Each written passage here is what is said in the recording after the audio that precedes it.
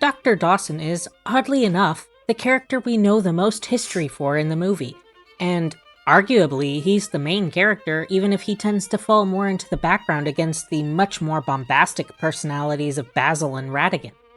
He narrates the beginning, and it's through him that we're introduced to the story and other characters. He's largely the catalyst for the entire thing. He is, as one would guess, a doctor. A military doctor, no less, who has just returned to England from deployment in Afghanistan. Boy, that hits a little differently now.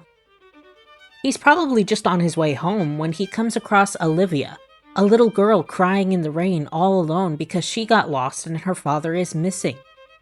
Being a true gentleman, he obviously can't and won't leave a little girl all alone and lost in the world, so he personally escorts her to find Basil, who she's looking for after having found a newspaper clipping talking about him solving a case.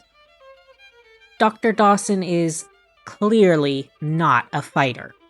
He's a little older and portly, soft-spoken and gentle, with all the proper behavior that a gentleman of the time would be expected to display.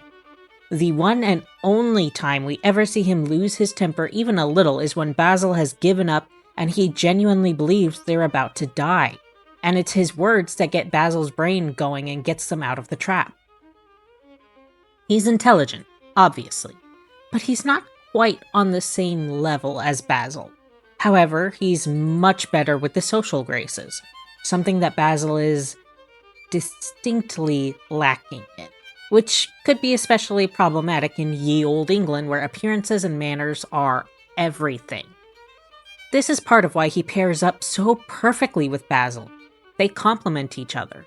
While Basil has the sharp, quick mind that immediately notices small details and absorbs information in a millisecond and can jump to conclusions almost instantly, Dawson is the steadier, more solidly grounded and practical side that is able to slow Basil down and make sure he doesn't overlook something that could be important, and is able to get people to talk more readily simply by being a trustworthy face.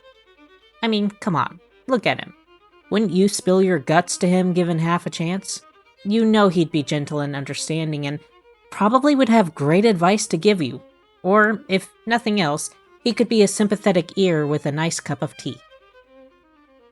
We don't get much of his backstory or anything about his life beyond that he was in military service as a doctor. We don't know anything about his family, where he grew up, what his military service was like.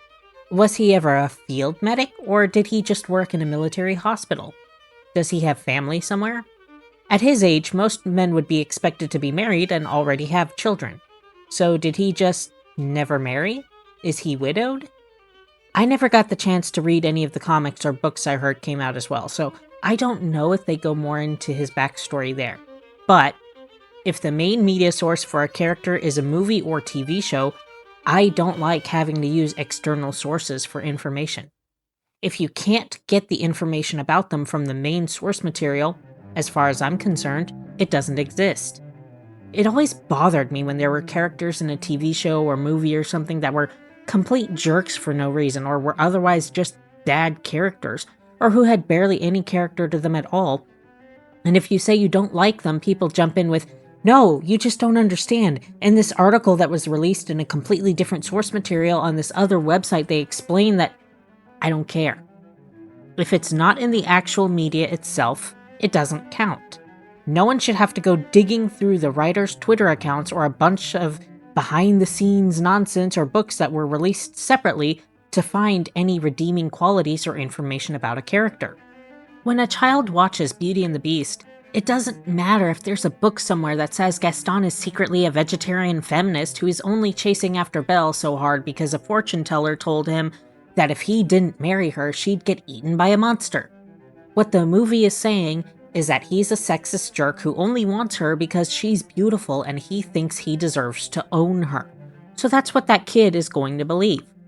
Critical information about the character that is hidden in a different medium isn't information the majority of the audience is going to have, so it's not something they can build their opinions off of. This is one issue that I've had with a lot of indie animation stuff that comes out now. So much of the time, The writers or artists post additional information, history, or character details on their Twitter accounts or their wiki or some other media, but that information never shows up in the actual show or comic itself. But the show acts like it expects you to know these things and to be able to draw your conclusions about the story or characters from that information, even though it was never in the actual show. Things like a character showing up out of nowhere that has all the answers, and it seems like a complete backside pull to fill a gaping plot hole. And when people point that out, the creator jumps in with, "No, see, you just weren't paying attention. The signs were there the whole time. I posted about it on Twitter and they have a whole wiki page and I talked about it in this live stream event." Nope, sorry. If it wasn't in the show itself, it doesn't exist. I digress. Dr. Dawson works so well with Basil. He's the anchor that keeps Basil from just flying off into space when he gets an idea. He is the heart to Basil's brain. He may not be the most exciting or visually distinctive character. He might not have a bombastic personality or stand out all that much in a crowd shot, but he's incredibly important to the story and exactly the kind of person Basil needs in his life, which Basil was smart enough to recognize, asking Dawson to be his partner at the end of the movie, to which Dawson agrees. While Dawson seems like the type who would rather live a quiet life on the surface, he did join the military and go on deployment to a war zone, along with joining in on the adventure with Olivia and Basil, even though he could have easily just taken her to a police station and left them to it, or just taken her to Basil and then gone along his way. He stuck it out to the end. So while he may be content to have a comfortable, quiet life, there's definitely a side of him that craves adventure, and by all accounts is pretty darn good at it. He's a perfect match for Basil, and I honestly can't imagine the movie without him. Basil may be the one with the deductive mind that operates at 1,000,000 miles an hour, but without someone to keep him from flying off into space, he could easily jump to entirely wrong conclusions. Plus, Dawson is obviously just much better at making people feel comfortable and safe to explain their situation, while Basil can be very overwhelming. He's obviously the Watson to Basil's Sherlock, and the story just wouldn't work without him, even as much as he seems like a character that could quietly fade into the background without leaving a mark. Not all characters need to be attention-grabbing, center-stage divas to be memorable or to matter, and I think he's a perfect example of that.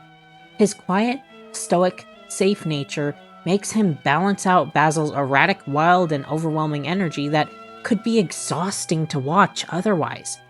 Characters like him often get overlooked, and I think that's a real shame. They're so important to the stories they're in, and bring a much-needed sense of grounding that the story just wouldn't work as well without. Thank you all for joining me.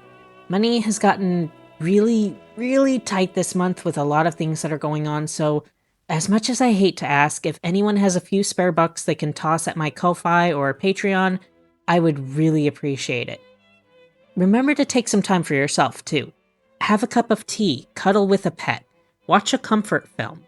One of my favorites is the animated Weird Sisters. It's so very 80s, and Christopher Lee plays Death. Just take some time to try and de-stress from everything that's going on in the world right now, especially things that you really can't do much about.